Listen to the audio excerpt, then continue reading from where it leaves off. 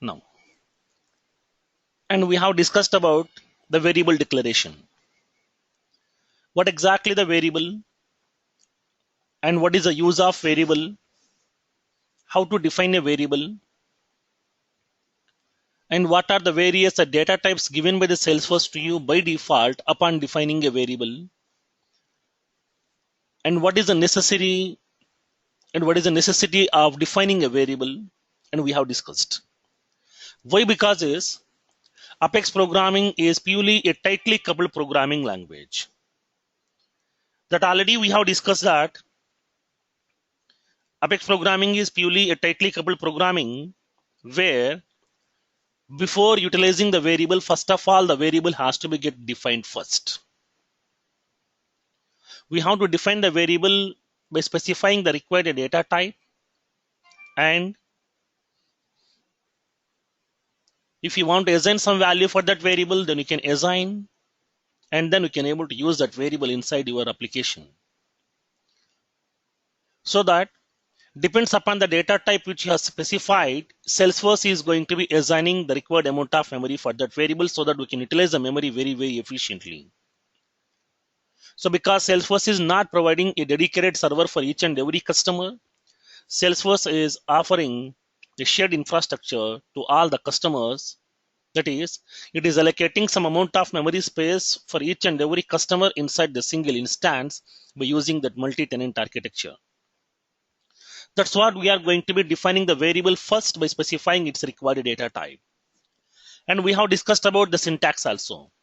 We have to specify the access specifier and the data type and the variable name. And if you want to assign any value, then we can assign that value as well. So now we have discussed about few examples to define the variables over here.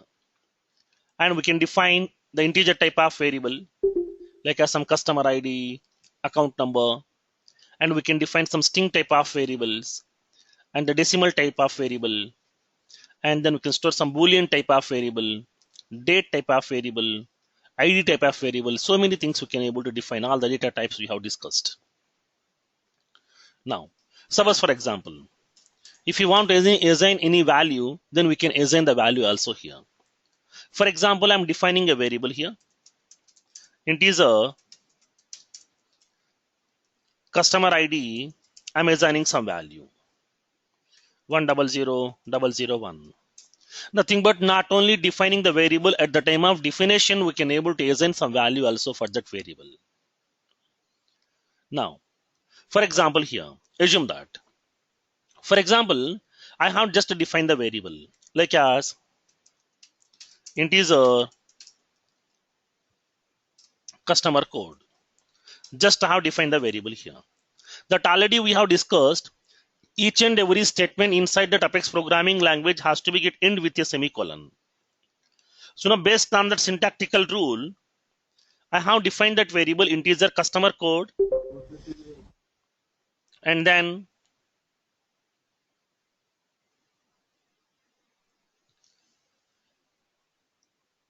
I have assigned the data type for that variable as well. For example, in this case, what will happen here? So what is the default value will be getting assigned by the Salesforce to you for this particular variable customer code. Now, for example here,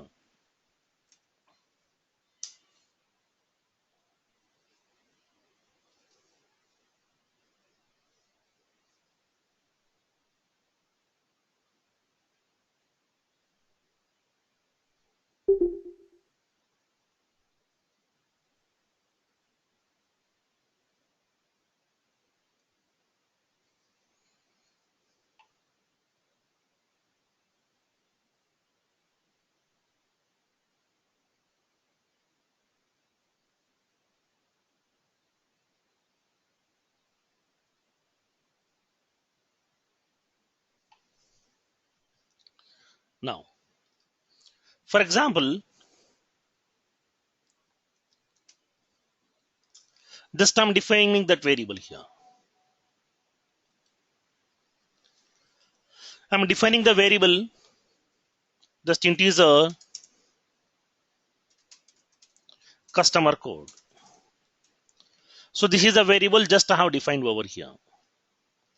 Whenever you are defining this variable without assigning any value, then at that time, inside that memory location, whatever the memory location that we have, inside that memory location, Salesforce is going to be assigning 4 bytes of memory for this particular variable. Already we have discussed that for every integer variable, Salesforce is going to be assigning 4 bytes of memory. Now for this variable also it will be assigning some 4 bytes of memory here. So now it will allocate the 4 bytes of memory.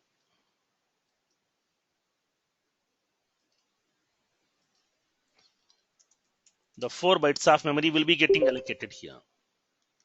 So now this memory will be pointing to this particular variable. The memory will be pointing to the variable called as customer code. Now inside this memory location, what will be the values available here? If we did not assign any value for this variable, then automatically Salesforce is going to be assigning the default value as null. Even though if it is an integer variable, if it is a date type of variable, it may be date variable, or it may be string variable, it may be boolean, whatever. For every data type, by default, Salesforce is going to be assigning the null values by default. Generally, when you go to some C programming language, in that C programming language, when you define a variable with the type of integer, at that time, the default value is a garbage value. But when coming to the Apex programming language, already we have discussed that each and every data type is nothing but a class. Okay, every data type is nothing but a class. It's not a token, it's not a reserved word, it's not a system defined word in our Apex programming. Each and every data type is going to be describing a class. So that here, by default, if the user did not assign any value for that particular variable, by default, Apex programming is going to be allocating the null value for that variable by default, even though it may be an integer. Now, so now for example here, if we are defining a variable, like I'm defining one more variable over here. I'm defining string, some customer name equals to some Rajesh Kumar. Whatever the string variables are available, those string variables we have to be enclosed inside that single code. That already we have discussed that. Whenever you are defining the variable and at the time of definition, if you have assigned any value, then automatically Salesforce is going to be calculating how many number of characters are available inside that string, and those many number of bytes of memory will be getting allocated. Nothing but for every character, 2 bytes of memory will be getting allocated to you over here. And then, so now, whatever the value that you have assigned for that variable, that value will be getting resides inside this memory location to you. And this variable will be getting pointing to that particular memory location automatically. So like that, if the user assigns some value, that value will be getting stored inside that memory location. If the value has not been assigned by the user at that time, Salesforce is storing the value as null by default inside that variable memory. Now, so this is a process will be getting happen here. Now, let's make a note of it here.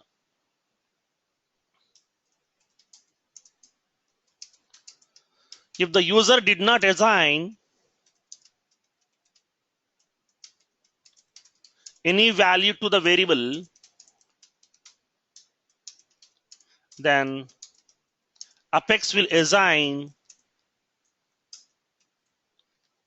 null value to the variable by default. So now this is the way we can able to define the variable, and then we can able to assign some value inside that variable as well. Now, so this is the concept of variable declaration. Now, the next one, operators. So what exactly the operators available when coming to our Apex programming? What are the various types of operators are available in our Apex programming? We'll see practically over here. Now let me know what exactly an operator basically.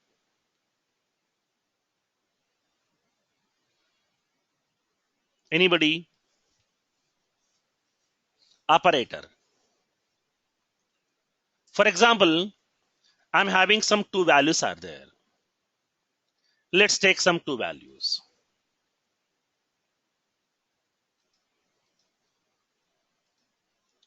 For example, I'm having some two values are there. One is 100, second one is some 455. Two values are available here.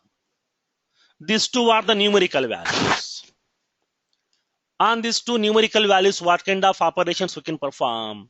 On the numerical values, we can able to perform some addition operation.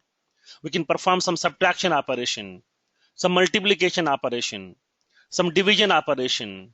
We can compare whether these two are equal or not, whether these two are different or not. We can able to perform all these operations over here. Now, how can we perform these operations? For that, we are going to be using some symbols, nothing but some notations. So now, in order to perform some addition operation, we are going to be using a notation here. So what is that notation? Plus. Between these two values, we are going to be placing a operator called as plus. So now what exactly the plus? Plus is nothing but some notation. A symbol is available here. Wherever you go, it may be any technology, it may be any programming language, it may be any subject, you will be having that plus symbol is going to be indicating that addition operation. So now for that, we are having two values are there, 100 and 455. Between these two values, we have placed one symbol called as plus. What it will do, it is performing some operation. What operation? Addition operation. And what? On these values, whatever you have assigned. So now, when coming to the operator, just define that operator here. Operator is nothing but a symbol. Okay, operator is nothing but a symbol or a notation which performs some operations on operands. Which performs some operations on operands. So now here we are having that operands. Operands means what? The values on which we are performing some operation, these are called as operands. 100 is nothing but an operand, and the 455 is nothing but an operand here. On these operands, we are performing some operation. What operation? Addition operation. How can we perform? By using that notation, by using that symbol over here.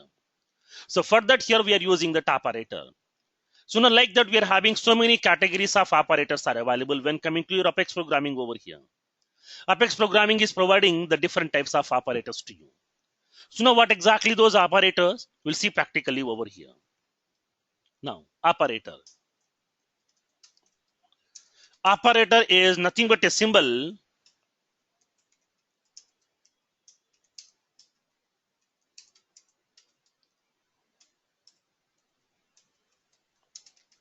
which performs operations on the operands. Which performs some operations on the operands. Apex provides the below category of operators. So we are having various categories of operators are available here. The first category is arithmetic operators. These are also called as mathematical operators.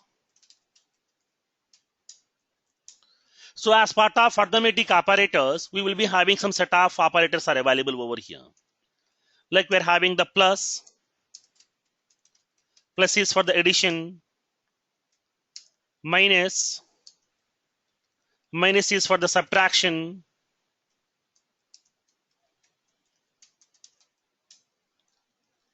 And the star, nothing but the multiplication.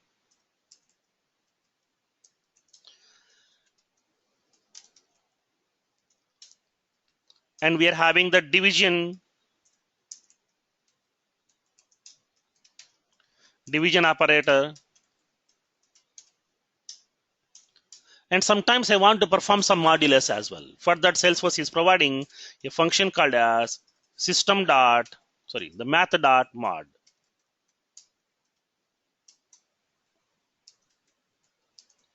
For that modulus. So now what exactly the difference between this division and modulus? For example, I'm performing that operation 10 by 3. Now what it will returns to you here? What it returns to you? What will be the result? Okay. The quotient value 3. Okay, the quotient value 3. For example, if I'm using that mod operator, like as math dot mod of 10 comma 3, then what it will returns to you? The remainder value 1. Remainder value 1. Nothing but the mod function. The mod function is going to be returning that remainder value, and the division operator is going to be returning the quotient value. So now in order to get the quotient value, we have to use that division operation. And then in order to get the remainder value, we have to use the mod operator here. Now, for example, so now these are the various mathematical operators are available inside your Apex programming language.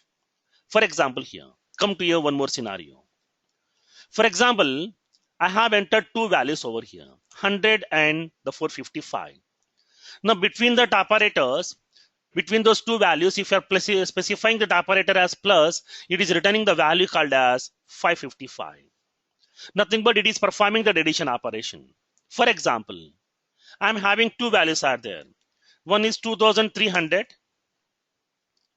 and the second value is I'm having some welcome. In between that, if I'm placing plus operator, then what will happen here? What is the result in this case? Welcome plus 2300. Operator is same. Values are different types. So at that time, whenever you are using that plus operator between the two values, if both the values are of type numerical, it may be integer, it may be double, it may be decimal, it may be the long, whatever.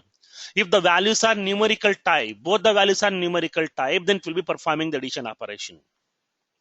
If the values are of type the string, then at that time it is performing that concatenation.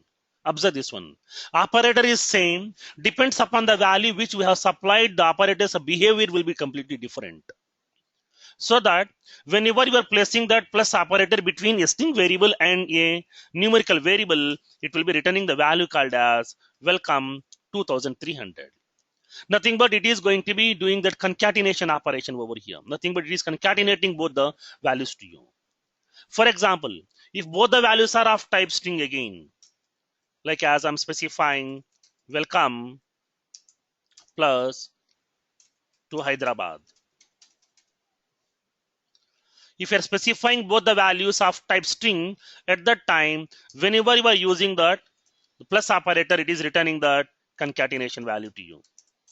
Welcome to Hyderabad. Nothing but it is going to be returning that concatenation value to you. So now the operator is same, depends upon the value which we have supplied, it is going to be behaving differently. If both the values are of type numerical, it will be performing the addition operation. If the values are of type different type, it is going to be performing that concatenation operation inside that. So that here we can use one operator with the different behaviors. Now, let's make a note here.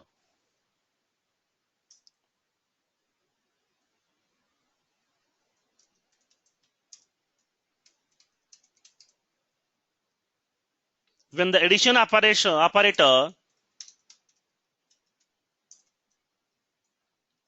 plus has been used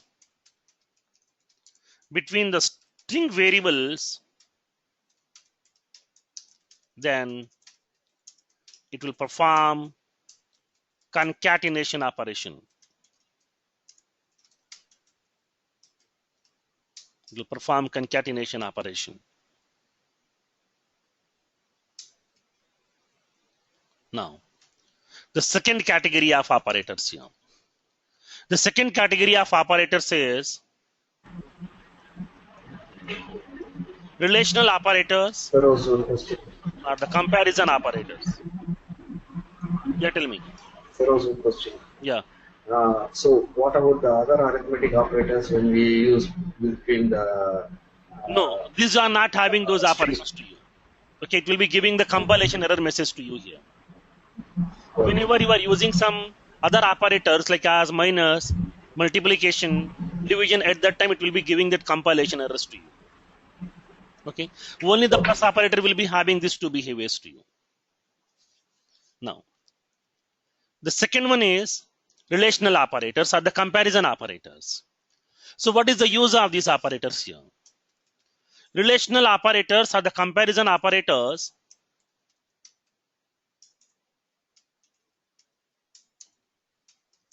are used to compare the two values. Compare the two values. In order to perform the comparison between the two values, it may be all the variables are numerical type, these may be string type, these may be date type or whatever. Whatever the values that we have, if you want to compare those values, then we have to use the relational operators or the comparison operators. So what are the various relational operators or the comparison operators that we have in Apex programming? We are having greater than symbol. I think you are aware of all this information. These are the basic fundamental things. Less than or equals to, greater than or equals to, and this symbol is called as equals. And then this is not equals. Okay, not equals. So now here, when coming to the relational operators, in order to compare the two values, in order to identify the relation among those two values, nothing but which one is the biggest one, which one is the smallest one, or both are same or not, in order to perform this kind of comparisons between the values, we are using the relational operators or the comparison operators. Now we are having the various relational operators like as a greater than symbol, less than or equals to, greater than or equals to, and the not equals to here. So these are the various comparison operators are available inside that. Sorry? Firoz, what is the symbol for R? So that will be comes under that logical operators. Okay. We'll discuss about that logical operators as well. Okay. Now, here observe this one. When coming to the interview point of view, they will be raising a question here. For example, assume that I'm having two values are there.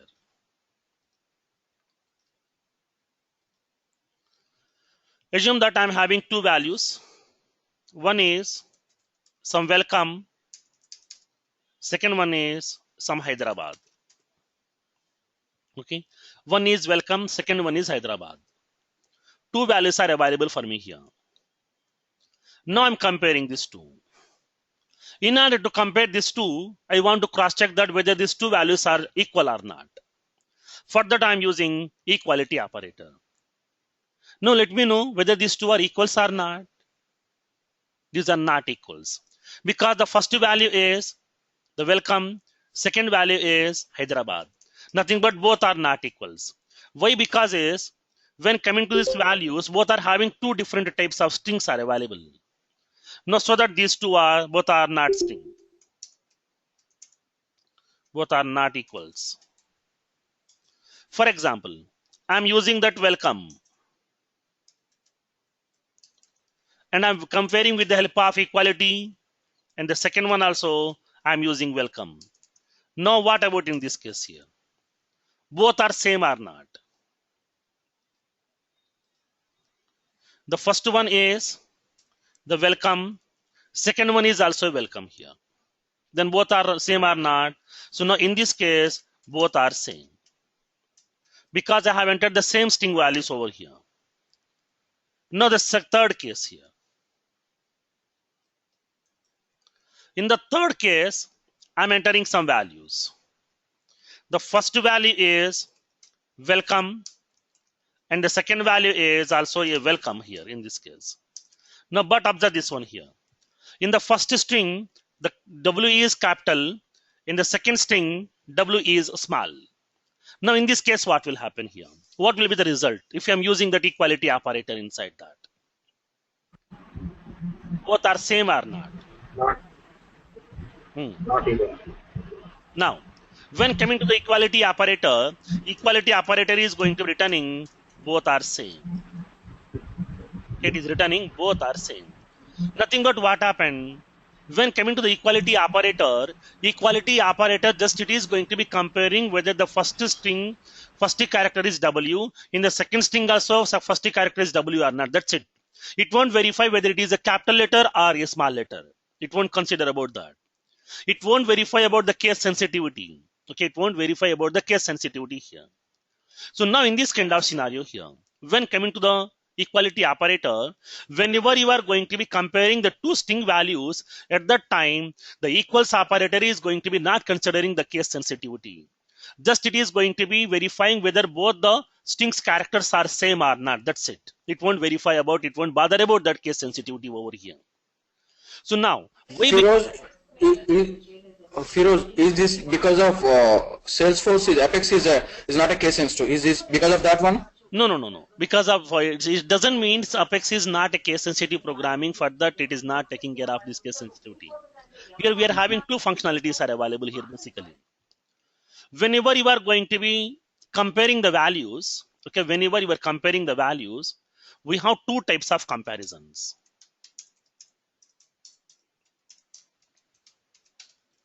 We have two types of comparisons. The first type is text comparison, and the second one is binary comparison. These are the two types of comparisons are available in every programming language to you. And in Salesforce also we are having these two type of comparison over here. So now what do you mean by text comparison? What do you mean by binary comparison over here? For example, when coming to the text comparison. So now in this case, for example, I'm comparing the two values. One is welcome and second value is also a welcome. So at that time, if you're using that equality operator here, now in this text comparison, just it will be verifying that characters. So now in the first string, the first character is W. In the second string, the first character is also W or not here. It will be comparing these two. It won't bother about that case sensitivity. It won't verify whether it is in uppercase letter or lowercase letter. It won't consider about that. It won't bother about that. Simply it is verifying this first character is W or not. That's it. If both are W, then it will go to the second character. The second character in the first string is A. And the second character in the second string is also E. Both are same. Nothing but it won't verify whether it is capital or small. It won't bother about that. Simply it will be verifying whether these characters are same or not. In this kind of scenario, we are using the text comparisons. And the second one, binary comparison here. What exactly the binary comparison? If you're using that same welcome and the welcome. So at that time, it is going to be comparing these two. At the time of comparing these two values, first of all, it will be getting that first character, okay, W. So now in the first string, the first character over here. What is this W? Now when coming to the W, which case it is? Uppercase here. If it is an uppercase, then what will be the ASCII value of this particular character? What is the ASCII value here? For each and every character, we will be having an ASCII code is available in our programming languages. In every programming languages, you will be having some ASCII values. Now, if it is a capital A, it will be starting with some 65. Capital B, some 66. Capital C, some 67. Like that, for every character, you will be having some ASCII values available. If it is a small a, it will be starting from some 95 or 95 or 96. Small b will be having the ASCII value as some 96. Like that, here each and every character will be having its own ASCII value. So at that time, when coming to the binary comparison, first of all, it will be getting that character. Once the character has been getting received, it will be getting the ASCII code of that particular character. That ASCII code will be getting converting into that binary format. And then like the same way, it will get the first character of the second string, that is also W. It will get the ASCII value. And then that ASCII value will be getting converting into the binary format. And these binary formats will be getting considered here. Now, if the values are different, then automatically binary value will be getting different. So at that time, it will be indicating these two are not same. So now for that, when coming to the binary comparison is going to be getting the ASCII code of that each and every character. That ASCII code value will be converting into the binary format, nothing but into the 0, essence, and 1's format. And that binary format of data will be getting compared. So at that time, we are using that binary comparisons over here. Now, in this case, if you're having that second string, so first character is some small w will be having a different ASCII code. So at that time, that value, binary value will be getting different, so that these two are not same. So that we can able to compare exactly here. Then where we can go for this text comparison, where we can go for this binary comparison over here. Now, for example, assume that I'm having a login screen. I'm having a login screen inside my application here. In this login screen, I'm having some text boxes are available.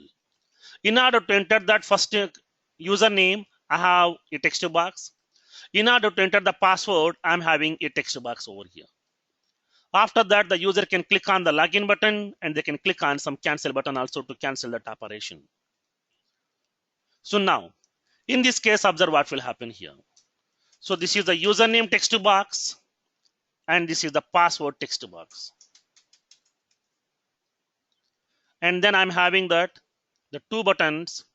One is the login button and the second one is the cancel button. So now tell me here, which value will be compared with the help of text comparison, which value will be compared with the help of binary comparison. When coming to the username, so now whenever you are going to be logging into that application, you can enter that username either in uppercase letters, lowercase letters, or combination of both these two also. It won't bother about that. Simply it will verify whether this username is correct or not. That's it. But when coming to the password we have to enter in the exact case. While creating that account, if you have given the password, the first character some capital, we have to enter that capital letter only over here.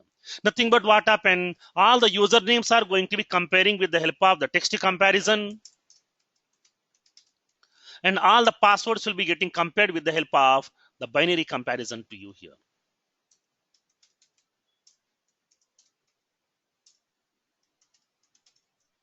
So now for that here, depends upon your need, we have to go with the text comparison or the binary comparison.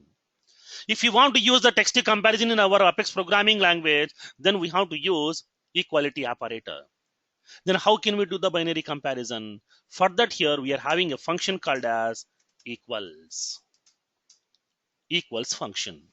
By using that equals function, we can able to compare the two values with case sensitivity by considering that case also here. When coming to the entry point of view, this question is very, very important. What is the difference between equals operator and then equals function? Now this equals is a function and then this double equals is nothing but an operator to you here. Then what exactly the difference over here? When coming to the equality operator, it is going to be comparing the two values by using text comparison. By using that equals function, we can able to compare the two values whether these two are equals or not with the help of that binary comparison. So that in order to get the exact values, we can able to use that equals operator or the equals function, depends upon your need. So now in this kind of scenario, we are using that equals operator and the equals function. Clear? Now, so now when coming to this, when coming to this equals operator, now it will compare the value here. It will compare the values by using text comparison. And in order to compare the values by using that binary comparison, we have to use the equals function. Here we have to specify the string 1. Here we have to pass the string 2. What are the two strings you want to compare? We have to specify these two string values over here. It will compare the values by using binary comparison.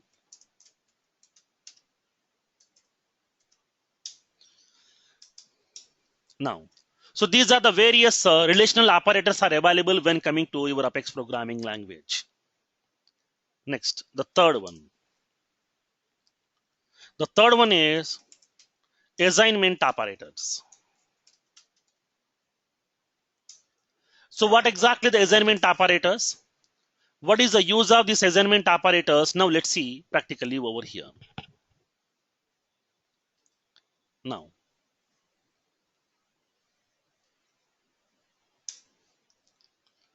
for example, assume that I'm having some values are available, like as I have defined some variable. So now this variable I have defined as an integer. integer customer balance. So now I have defined a variable with the name customer balance. I have assigned some value as 10,000. 10,000 is the customer balance. Assume that I'm having a customer. Now this customer is holding an account. Now in his account, he will be having some balance called as some 10,000 rupees. Just now he has deposited, five more thousand over here. He has deposited five more thousand. Then what we can do here? How can we increase this value here? Now, whenever he is depositing that amount, already he is having that 10,000 rupees in his account. Now, whenever he is depositing five more thousand, then his balance value has to be get modified to 15,000 over here. So for that here, what needs to be done? Customer balance equals to 15,000. This is the value. Then how you are getting this value? We have to get that previous balance value, and then we have to add that new balance value here. Nothing but new deposit value over here. So for that, we have to specify the customer balance plus 5,000. Then automatically you will be getting this value here. So for that, simply we can say, now we can able to use that the customer balance value equals to customer balance first and the 5,000. Nothing but what happened in that customer balance, already it will be holding that value as 10,000, and 10,000 plus 5,000, totally 15,000 value will be getting available to you here. So now in this case, what happened here? We are writing that customer balance variable multiple times over here. Instead of writing these many number of characters again and again and again, simply we can able to use this assignment operators over here. What needs to be done? First of all, I need to get that customer balance value. That value has to be get incremented by 5,000 more, and then that value we have to store into the same variable again here. So now in this kind of scenario, instead of using that the customer balance variable multiple times, simply we can able to specify customer balance plus equals to 5,000. Nothing but we can able to optimize that code. We can able to reduce that code also here. So now why we have to go for this optimization of that code? Why? Because is whenever you are going to be implementing your code, whenever you are writing your code by using the Apex programming language to perform some business operations, to implement your own custom business logic, at that time, Salesforce has given some limitations to you. Because Salesforce has given some limitations to you. That in the entire organization, we can able to write maximum of 30 lakhs characters Apex code only, not more than that. Whatever the code that you are writing to perform your business logic, that entire code number of characters should be maximum of 30 lakhs characters, not more than that.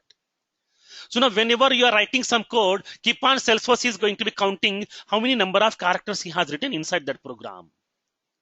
How many number of characters he has written inside that application. Everything will be getting counting by the Salesforce, and then whenever this number of characters count is going to be reaching to the 30 lakhs characters, from there we cannot able to add, we cannot able to write some more characters inside your application. So at that time, we cannot able to write more number of lines of code. We cannot able to implement more functionalities inside your application. So for that here, whenever you are going to be writing that code, so now please use that optimized way so that we can reduce the number of lines of code, so that we can able to utilize that given the limits given by the Salesforce to you. So now for that here, instead of writing this particular customer balance characters again, just we can able to use that plus equals to operator here. Now for that here, we are using that plus equals to is nothing but one of the assignment operator to you here. Now let's see. When coming to the assignment operators, we are having the various assignment operators are available. Plus equals to, minus equals to, multiply equals to, division equals to here, and then equals to. This is for the assignment. This is an assignment operator, and this is an equality operator to you here. Now plus equals to here. For example, 100. I'm using that string variable, a string or integer. Integer customer balance equals to some 10,000. If I'm using that customer balance plus equals to some 5,000, it will be giving that result as 15,000. Okay, it is giving the result as 15,000. Now this statement is equals with the customer balance equals to customer balance plus 5,000. Now both the statements are equal. Depends upon your requirement, we can able to use any one of that. But as a best practice, always go with that optimized way, because we are having some number of characters limit is available inside your Apex programming language. Now, the second one. For example, when coming to the customer has withdrawn some 5,000 rupees or 2,000 rupees over here. So at that time, I would like to use customer balance minus equals to some 2,000 rupees. So at that time, it is giving the result as 13,000. This statement is exactly equals to the customer balance equals to customer balance minus 2,000. And then the third one, multiplication equals to here. So now customer balance into equals to some 3. So at that time, it will be having the value as, now 13,000 is already there, 13,000 into 3, 39,000 is available. This is the output value. Now if you want to perform the same operation, then you can use customer balance equals to customer balance into 3. Instead of writing that same code again and again and again, just we can able to reduce that number of characters as well here. Multiply division here. Customer balance by equals to some 2. The same operation we can able to perform like this. Customer balance equals to customer balance by 2. So depends upon your need, we can able to write those operators as well here. So now here, when coming to the comparison operators, sorry, assignment operators, Salesforce is providing so many assignment operators to you. One is the plus equals to, second one is the minus equals to, multiplication equals to, division equals to, and the equals. Nothing but this is the assignment operator to you here. So now these are the various operators are available when coming to the Apex programming as part of assignment operators. And the next one, the fourth one. Increment or decrement operators. When coming to the Apex programming language, it is providing some increment operators or the decrement operators to you here. Now these are two increment operators will be giving by the, sorry, one increment operator and one decrement operator will be giving by the Salesforce to you here. Now we are having two operators. One is the plus plus, second one is the minus minus. So what exactly the plus plus operator? Plus plus operator is going to be incrementing your value by 1. Okay, incrementing the value by 1. Now this operator will increment the value of the variable by 1. And the minus minus operator, now it is going to be decrementing the value by 1 here. This operator will decrement the value by 1. For example here, I'm defining some variable. Integer customer balance. I'm having some value called as some 20,000. If you want to increment the value by 1, then what we can do? We are going to be using customer balance plus plus. Customer balance plus plus. Now it is going to be returning that output value as 20,001. Okay, 20,001. So now if you want to increment the value by 4, then what we can do? Do we need to write 4 times plus plus plus plus plus plus like that? No. If you want to increment the value by 2 or 4 or 5 or 10 or 1,000, at that time simply use that plus equals to here. So now it is going to be incrementing the value by 4. 20,004. Like that. So nothing but what happened here, when coming to the plus plus operator is going to be incrementing the value by 1 only. Okay, this is the fundamental rule. If you want to increment the value by 2 sometime, 3 sometime, 4 sometime, 5 sometime, 10,000, 20,000, whatever, other than 1, at that time we have to go with that assignment operator. Now, after that, for example, I'm having that customer ID.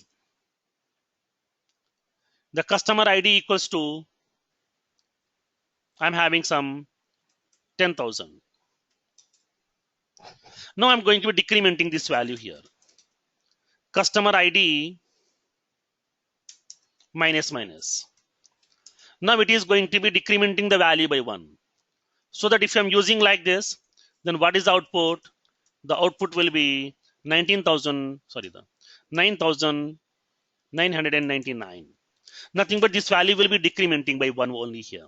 If you want to decrement the value by 2 or 3 or 4 or 5 or 10, then at that time we have to use that assignment operators again.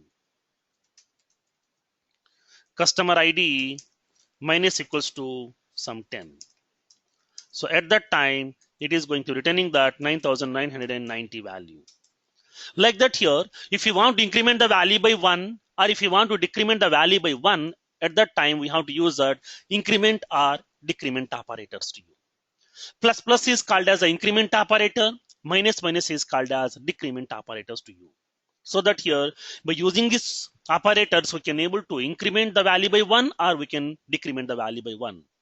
If you want to increment or decrement the value by greater than 1, at that time, we have to go with that assignment operators. Next one. The fifth category of operator is logical operators. So what exactly the logical operators? What is the use of logical operators?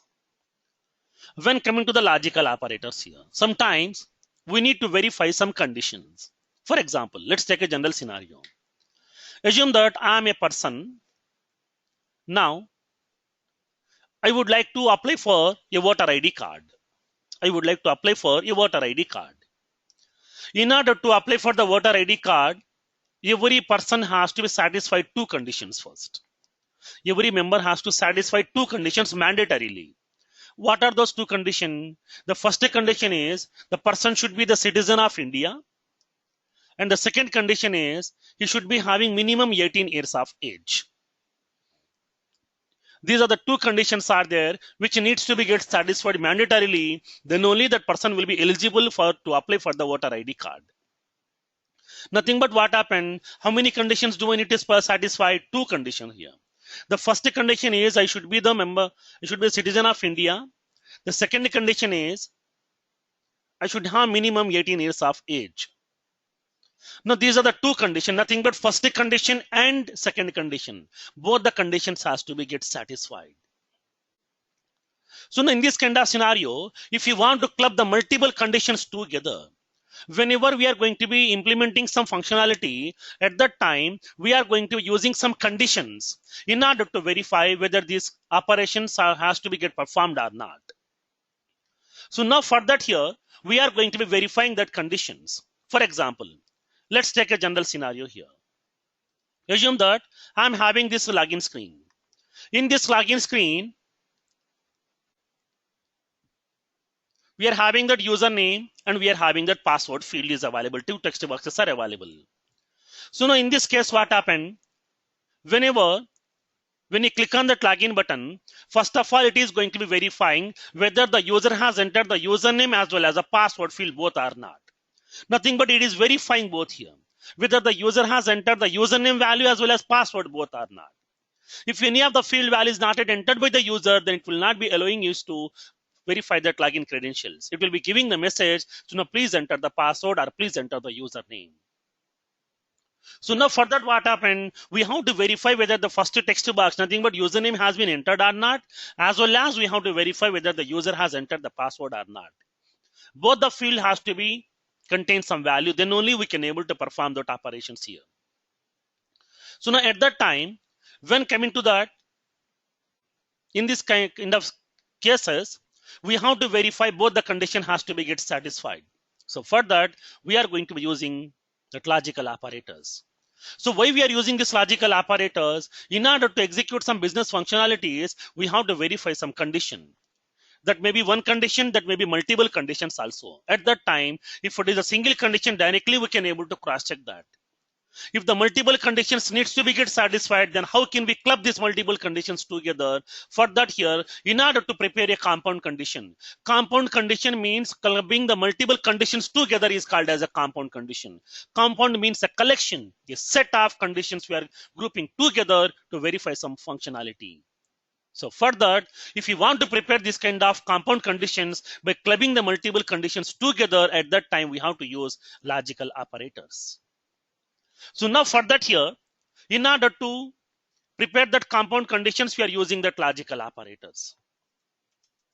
Now, logical operators are used to prepare the compound conditions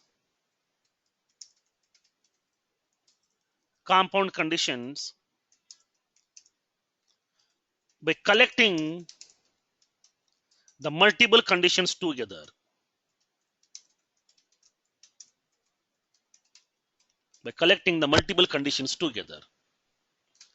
Now, what are the various logical operators are available?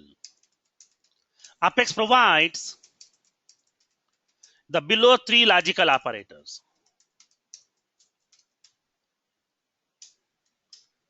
The first one is AND, second one is OR, third one is NOT. This AND is also denoted as with the double 2 ampersand symbols. This OR is also denoted by using the 2 pipe symbols, and this NOT is also defined with the help of an exclamation symbol. So now what exactly the AND operator here? When coming to the AND operator, if you are going to be using that AND operator, it is verifying both the conditions has to be get satisfied. It may be 2, it may be 3, it may be multiple conditions also here. Now, this will be used to verify all the specified conditions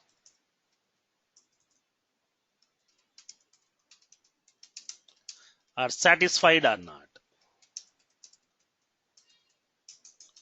Now, when it will return true, when it will return false here.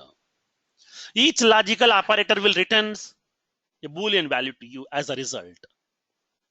Now, make a note here. Each logical operator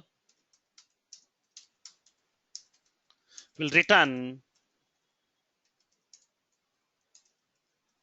Boolean value as a result. You are aware of what exactly the Boolean here. Boolean means what? True or false. Nothing but it is going to be indicating to you whether this condition is satisfied or not. Condition is satisfied or condition is failed. When it will return true, when it will return false. When coming to the AND operator here, it returns true when all the specified conditions are satisfied. All the conditions are satisfied. And it will return false if any of the condition fails. If any of the condition fails. Whenever you are going to verifying that condition, for example, assume that I am the citizen of India. I'm applying for the voter ID card, but I'm having only 17 years. At that time, what happened? I'm not eligible. Why? Because is in order to apply for the voter ID card, in order to make yourself as an eligible person, first of all, we have to satisfy both the condition. But from that, I'm not having 18 years age. Nothing but here I'm having below 18 years. Nothing but one condition has been failed. So at that time, I'm not eligible to apply for the voter ID card. So now like the same way here also, whatever the condition that you have specified, if all the conditions are satisfied, then only it will be returning true to you. If any of the condition has been failed, it will be returning the false to you here. Now I think everybody is aware of this logical operators. When coming to your 10th class mathematics, you will be having the truth tables. For the AND, we are having the truth table. For the OR also, we are having that. For the NOT also, you are having the truth table. Now, the same exactly, the truth tables are available inside your Apex programming with the help of logical operators. Now, the OR operator here. When coming to the OR operator, so at that time, what exactly the OR operator? When coming to the OR operator, it is going to be returning true. Nothing but if you're having some multiple conditions are available, from those, if any of the condition has been satisfied, it will be returning the true value to you.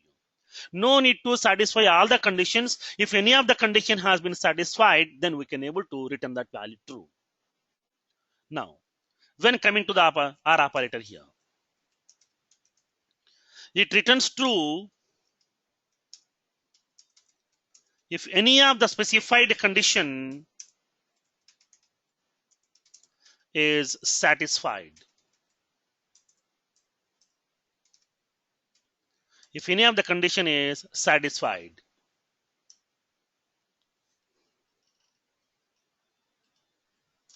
And it returns false. It returns false when all the specified conditions are failed.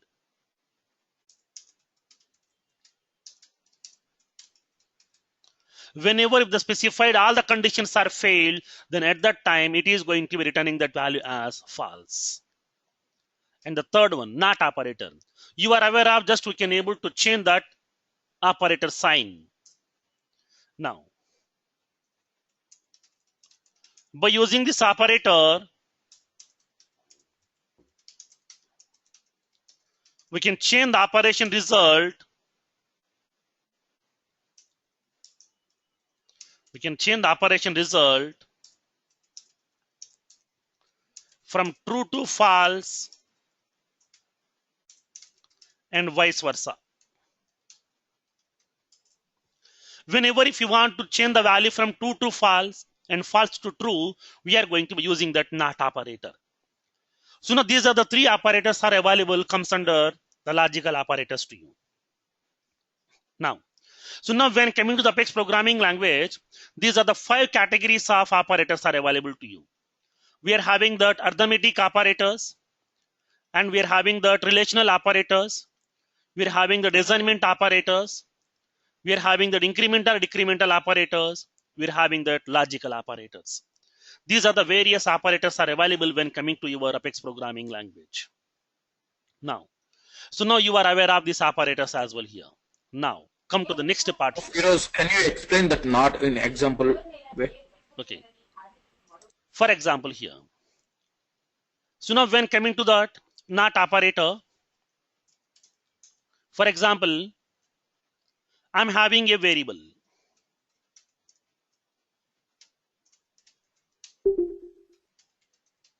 I'm having a variable is a customer active equals to true. I have assigned some value for this one. Or I'm assigning some value as some false. Okay, I'm assigning some value as false. Now by default, the customer is not in active here. Okay, the customer is not in active. So now at that time, whenever you are trying, the customer is trying to performing that operation, first of all, we have to verify whether this customer is in active status or not. The customer is in active status or not. If the customer is in active status, then he can able to perform some operation. If the customer is not in active status, then we cannot able to perform any operation. For example, assume that I have opened a bank account. Now, almost 1 year back, I have created a bank account. I have used that bank account for 6 months. And from the past 6 months, I haven't performed any transaction inside that. I haven't utilized my bank account in order to deposit, in order to withdraw the amount. So now whenever if you're not utilizing that bank account for 6 months, automatically your bank account will be in inactive status by default. They will be changing that status as inactive. So now if the account is in inactive status, then we cannot able to perform any transaction again. We cannot deposit, we cannot withdraw. So for that, what needs to be done? We have to contact that particular bank account, bank people, and then you have to raise a request that please activate my account again so that I would like to perform some transaction inside that. So now at that time, so now I'm going to making that bank account as active here. So now for that here, the customer is inactive right now here. Whenever he's trying to be depositing some money here, whenever he's trying to be depositing some money, first of all, I would like to verify his operation is deposit. He wants to deposit the money over here. So first of all, we need to verify if the bank account is not in active status. Okay. If the customer status is not true, okay, if the customer status is not true, then at that time, what needs to be done here? I want to give some message to that user. You cannot perform any transaction here. You cannot perform any transaction.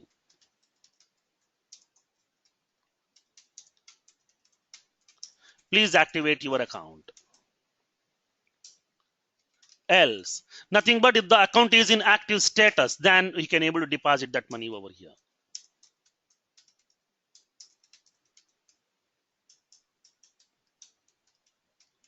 Deposit the money into your account. Nothing but what happened, this value is true. If it is not true, nothing but if it is false. Nothing but what I'm doing here, this value is true. Now before that is customer active variable, I'm placing one negation symbol. Nothing but if it is not true. Nothing but if it is false. If it is false, nothing but if the customer is not in active status, then please go to your bank and please activate your account first. Then only you can perform the transaction. So now if it is in active status, then at that time, I would like to allow him to perform the deposit operation. So for that here, we are going to be changing that value from true to false or false to true. We are using that negation operation over here. That can be with the help of that not. So this is the way we are going to be using that not operator in our cases. I understand, Firoz. Thank you. The next one, the printing statement. So what exactly the printing statement in our Apex programming language? Now we'll see practically here. So what is the use of this printing statement? So now by using the operators, by using the data types, we can define some variables and we can able to perform some operations as well here. So now in this kind of scenario, once you have performed that operation, I want to see the result. Whatever the operation that I have performed, based on that operation, it has to generate some result.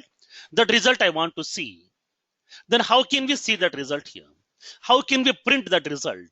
So for that here, in every programming language, they have provided some printing statements to you. For example, if it is a C programming language, in that C programming, you will be having a printing statement called as printf function. By using that printf function, we can able to print some message over here. If it is a C++ programming, you will be having a function called as cout. We can able to enter some value over here. If it is a Java programming, you will be having a printf function like a system.out.println. We can able to specify the message which you want to display, like as some welcome. If it is a C programming, also we can specify the welcome. If it is a C++, also we can specify welcome. And we are having some .NET. In that .NET also you will be having a function called as system.writeLine. So the console.writeLine. Here we can able to specify some message. Now in each and every programming language, we are having some statements are available to print that value inside your command prompt to see the result. So now, but when coming to our Salesforce, then how can we print the result? How to see the result? For that, Apex programming language is providing a function to you. So what is that function? Now let's see here. Apex provides a printing function by which We can print the result of the operation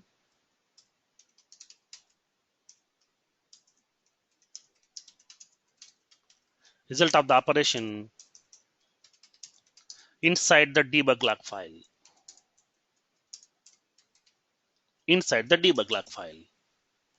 So now what happened here? When coming to C programming, it is printing the result on the command prompt because that C programming has been installed into your local system. In C++ also it is printing that value. It is printing that value on the command prompt only here because this is also having that into your local system. Java is also installed into your local system. .NET is also installed into your local system, so that here it is going to printing the values inside that command prompt. From that command prompt, we can able to see the result. But when coming to the Salesforce, it is not a command prompt. It is not an on-premise application. It is purely an on-demand application. It is purely a cloud-based application. Your code is not compiling in your local system. Your code is not saving into your local system. Your code is not executing inside your local system. This will be executing and compiling and storing inside the cloud platform. So now upon creating a new Salesforce account, whatever the memory has been reserved for you inside that Salesforce instance, inside that memory location only it will be storing your code for you. So already we have discussed that here. Now when coming to your Apex programming, during that we have discussed about a concept called as the Apex programming execution architecture.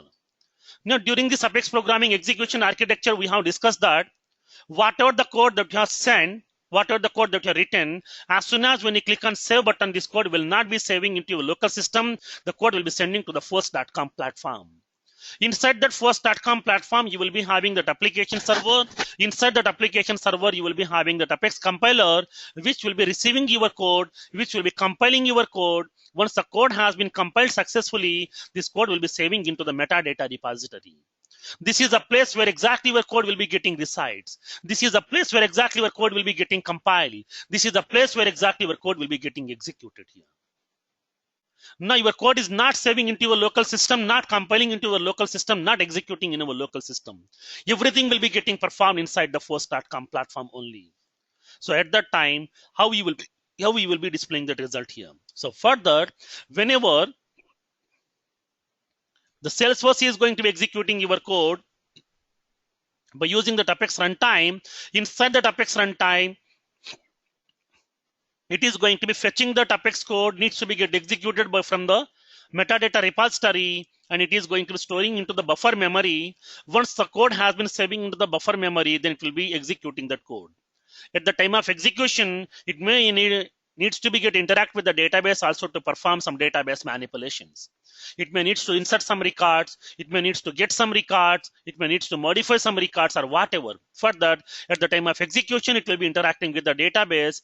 Once the code has been getting executed, it is generating that result. That result will be sending to that associated user in terms of that HTML result.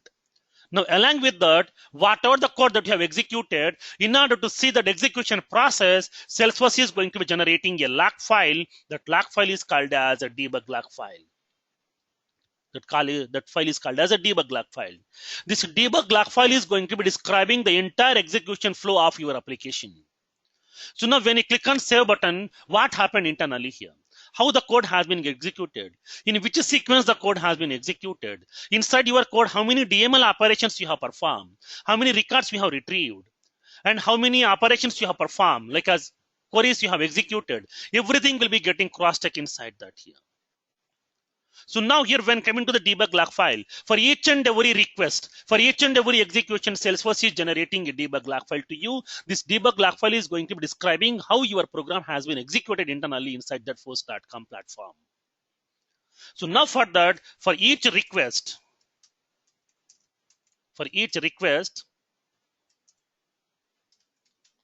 Salesforce will generate a debug log file which describes the execution process of your application.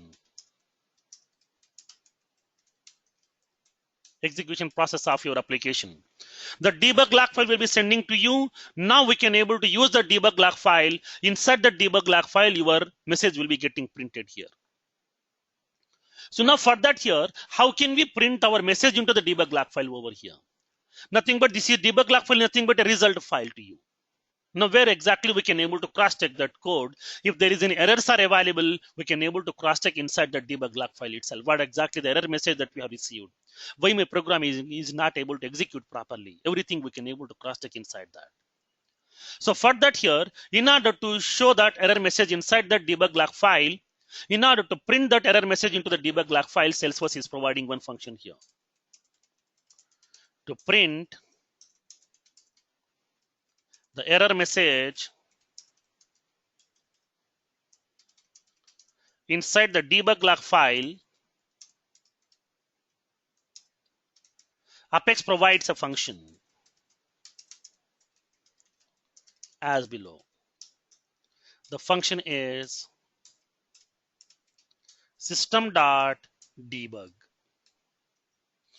System is a class and the debug is a function, which we are calling by using class name dot function name. Nothing but this is a static function. When moving forward, we'll see what exactly the normal function, what exactly a static function.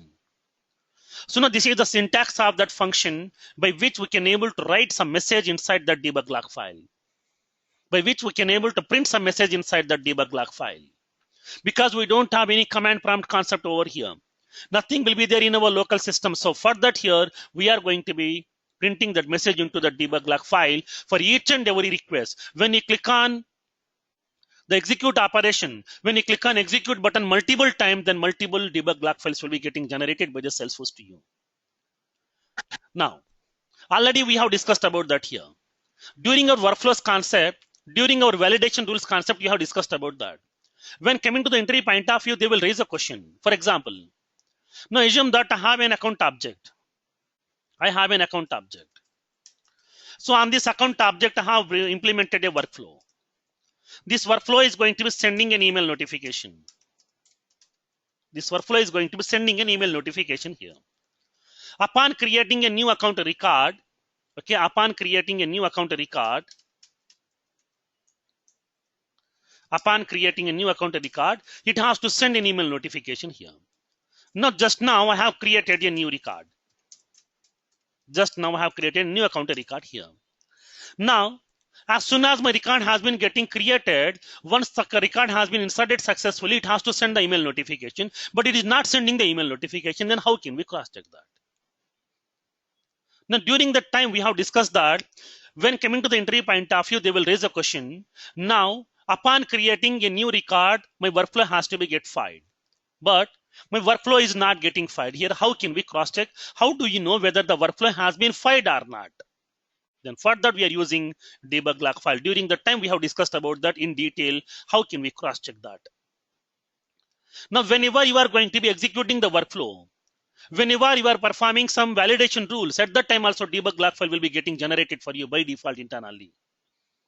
Now we can able to cross check our validations has been filed or not. Our workflows has been filed or not, we can able to cross check inside the debug log file as well. Now, how it will be generating the debug log file and what it contains, how to see those things, we'll see practically again in tomorrow's session as well. Now, so now when coming to that particular statement, in order to print that message into your debug log file, we have to use that system.debug statement. Now, system is a class, debug is a function. Now, in this function, we have to pass a message which you want to print. What are the message that you want to print? We can able to specify that message here. Like for example, system.debug. I'm printing some message. Welcome to Apex Programming. Okay, welcome to Apex Programming. So now if you want to print some more message, system.debug.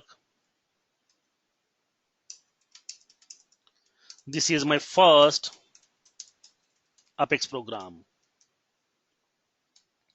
Each and every statement has to be get ends with a semicolon here.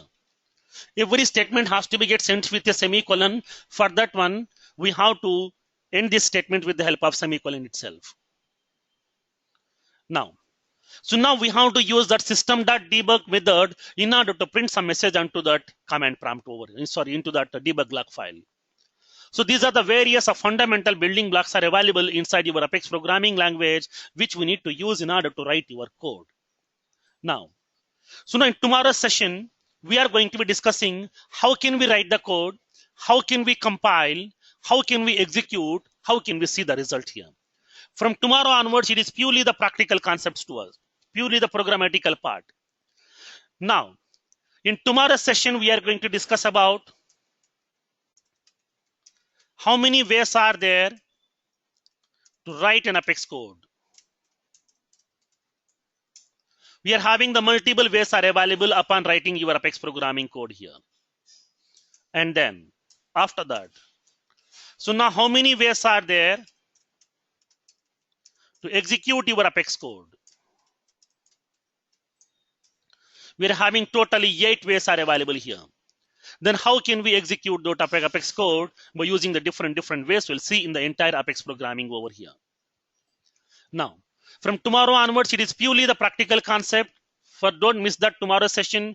Tomorrow's session is very, very crucial.